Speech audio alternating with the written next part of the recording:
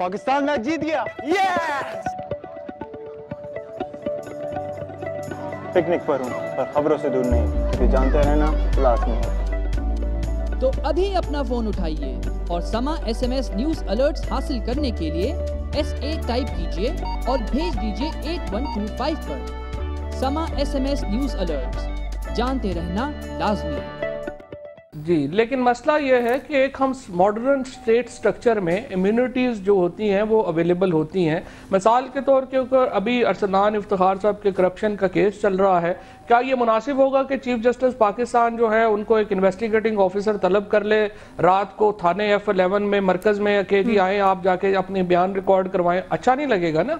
हमारा जो state structure है उसके अंदर इम्यूनिटीज़ हैं। हमारे स्टेट स्ट्रक्चर के अंदर जजेस के लिए भी इम्यूनिटीज़ हैं, इसी तरह से जो गवर्नमेंट फंक्शनरीज हैं उनके लिए भी इम्यूनिटीज़ हैं। जो लेजिस्लेचर होता है उसकी ये जिम्मेदारी होती है कि वो एक, और ये हमारा जो पार्लियामेंट्री फॉर्म ऑफ गवर्नमेंट है ये सारा एक बैलेंस के ऊपर चल रहा है। साहिबजादा साहब ने बिल्कुल सही कहा कि अगर बैलेंस सारे कायम रखते तो जरूरत ही नहीं थी, टकराव ही नहीं होना था, फिर तो मसला ही खत्म हो जाता। बैलेंस कायम रखना जरूरी है। ठीक है फवाद चौधरी साहब, एक चीज और बता दीजिएगा, अब आप इस बिल को मंजूर करवाने के लिए आपके पास क्या मतलूबा वोट्स मौजूद हैं? तमाम पार्लिमानी कुव्वतें जो हैं वो आपके साथ हैं, आपके तमाम इत्तेहादी इसमें आपके साथ हैं? बिल्कुल, इसमें तो कोई शुबा नहीं ना। आखिरी जो देखें वज़ीर-ए-आज़म साहब जो मुंतखब हुए हैं आखिरी में उन्हें 211 वोट्स मिली हैं, जो 2/3 मेजॉरिटी से सिर्फ 11 के करीब वोटें जो है वो कम है, 11-12 वोटें कम है।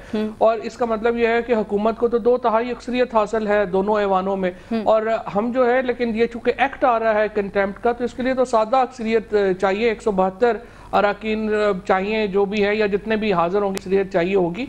तो इसलिए इसको पास कराने में कोई मसला दरपेश नहीं है। और ये खुद सुप्रीम कोर्ट के अपने फायदे में है कि कोडिफाइड लॉ हो उनके सामने, जिसमें ये हो कि ये कानून है। अभी तक तो यही नहीं पता कि कोई कानून है। आप ही कह रहे हैं ये खुद सुप्रीम कोर्ट के अपने फायदे में है।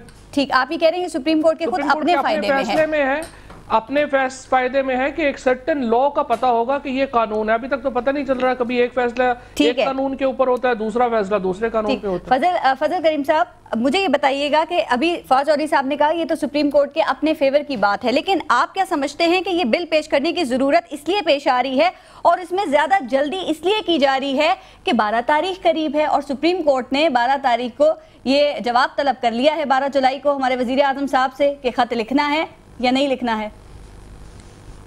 ये बात दुरुस्त है कि ये बिल जो है बड़ी उजलत से तैयार किया गया है और इस बिल के वेयर अबाउट्स को देखने की ज़रूरत है। अगर इस बिल के वेयर अबाउट्स को ना देखा गया तो इसके नुकसानात जो हैं वो भी हो सकते हैं। अभी मैंने जैसे बात की कि अदारे तजावज़ कर रहे हैं, मैं आपसे अर्ज़ करना चाहता हूँ कि सुप्रीम कोर्ट ऑफ पाकिस्तान ने सुओ मोटो एक्शन लिया, मिसिंग पर्सन के मुतल्लक बहुत अच्छा किया, इंक्वायरी की, बड़े बड़े अफसरों को अदालतों में बुलवाया और सुप्रीम कोर्ट ऑफ पाकिस्तान का ये राइट था। लेकिन मैंने बहसीयत chairman Sunni Ittehad council supreme court of Pakistan से मुतअद्दिद मरतबा ओपनली ये रिक्वेस्ट की जलसों के अंदर कि 40,000 से ज़ायद अफराद जो हैं इस मुल्क में लुकमा अजल बन चुके हैं। मेजर जनरल परेड लैंड की जामिया मस्जिद रावलपिंडी के अंदर वो शहीद हुए हैं, ब्रिगेडियर शहीद हुए हैं, दाता दरबार के ऊपर जो है वो हमला हुआ है और मनावा के अंदर पुलिस वालों के ऊपर हमले हुए हैं, और इसी तरह बहुत से हसास मुकामात जो पाकिस्तान के हैं उनके ऊपर जो है वो हमले हुए हैं। ये सुओ मोटो एक्शन तो लेना चाहिए, उनका राइट था और हक था, हम उसको सपोर्ट करते हैं। लेकिन हमें ये बात समझ में नहीं आई कि जब हमने बार बार इस बात का मुताला किया कि 40,000 अफराद जो है वो लुकमा अजल बन गए हैं, उनके खिलाफ सुओ मोटो एक्शन जो है वो क्यों नहीं लिया गया? इसका मकसद ये है कि फिर ये बात जो है ये बहुत आगे बढ़ जाएगी। इसीलिए अदारों के अंदर आपने ये कहा कि ये बात सही है कि ये बिल जो है वो उजलत में पेश किया गया। फवाद चौधरी साहब, मैं फिर उसी पॉइंट पे आऊंगी कि क्या जल्दी इसीलिए है कि ये मुसविदा इसीलिए पेश किया जा रहा है कि 12 जुलाई के बाद दोबारा फिर कहीं 26 अप्रैल ना आ जाए, एक वजीर आजम ना अहल हो चुका है, दूसरा ना हो जाए, एक को 30 सेकंड की सजा हो चुकी है, दूसरे को कहीं ज्यादा ना हो जाए?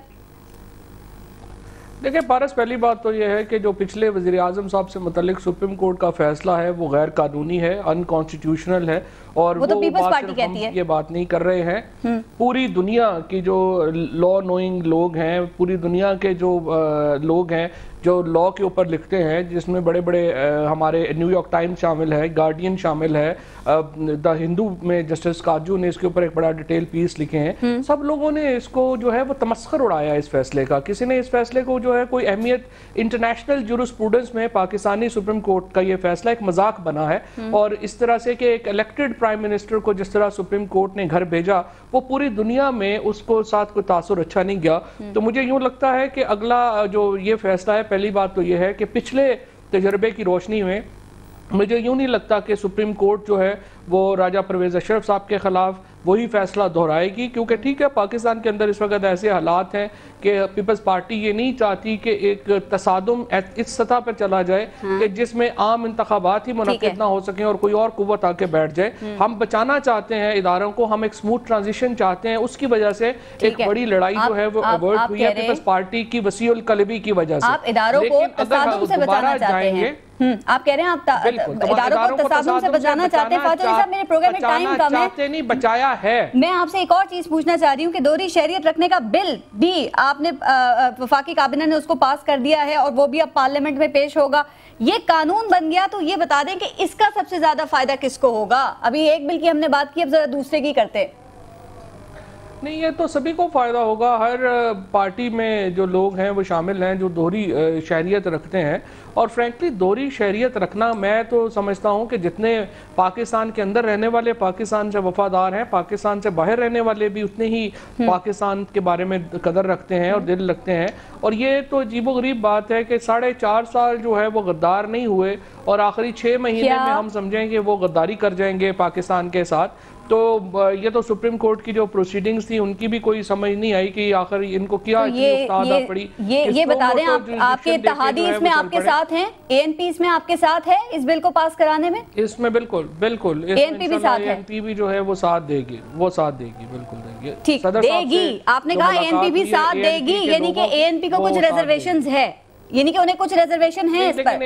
اے این پی کو ریزرویشنز تھیں، وہ صدر صاحب سے آج حاجی عدیل صاحب کی ملاقات ہوئی ہے اور اس میں کافی حد تک وہ ریزرویشنز جو ہیں وہ دور ہو گئی ہیں اور انشاءاللہ وہ بھی ساتھ دیں گے. دیکھیں یہ بل کوئی ہمارا پیپلز پارٹی کا یا کسی کا تو ایشو نہیں ہے، یہ ایک نیشنل ایشو ہے کہ کیا ہمیں جو لوگ پاکستان کے لیے صاحب ایک بات نہیں سمجھ آ رہی، ایشوز اس وقت بہت زیادہ ہیں جن پہ فوکس کرنے کی ضرورت ہے، لیکن جو بات سمجھ نہیں آ رہی ہے وہ یہ ہے کہ باقی تمام میجر ایشوز پہ، بیسک جو ایشوز تھے ان پہ سے فوکس ہٹا کر یہ بلوں کو پیش کرنا اور پھر پارلیمنٹ میں پیش کرنا، قانون بنانا، ان کی اتنی زیادہ ضرورت کیا پڑ گئی ہے؟ میں آپ کے پاس آؤں گی صاحبزادہ فضل کریم صاحب. آپ کی اپنی سوچ ہے نا، ہماری سوچ ہے، یہ بڑے امپورٹنٹ ایشوز ہیں اور ان کو امیڈیٹ اٹینشن دینی چاہیے.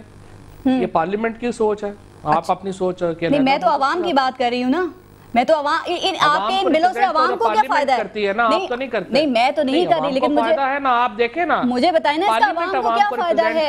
آپ بل لے کے آ رہے ہیں، آپ دوہری شہریت کا بل لے کر آ رہے ہیں، یعنی کہ باہر سے آؤ. تو آپ کا خیال ہے کہ جو 19 لاکھ جو ہمارے تقریباً 6 ملین لوگ باہر کام کرتے ہیں، آپ کا خیال ہے کہ ان کا کوئی حق نہیں ہے؟ فاضل صاحب ٹائم، یہ بڑا ڈیبیٹیبل ٹاپک ہے، بالکل اس پہ مزید کسی پروگرام میں بات کریں گے، ٹائم ختم ہونے لگا ہے. میں صاحبزادہ فضل کریم صاحب آپ سے بات کرنا چاہوں گی کہ یہ جو مسودہ جس پہ میں فواز چودھری صاحب سے بات کر رہی ہوں، یہ بل جو ہے اسے لوگ لٹو اور پھٹو بل کہہ رہے ہیں، پارلیمنٹ میں پیش ہوگا، کیا واقعی یہ لٹو اور پھٹو بل ہے اور آپ بھی یہ سمجھتے ہیں کہ ایسے ہی لوگوں کو تحفظ دینے کے لیے یہ لایا جا رہا ہے؟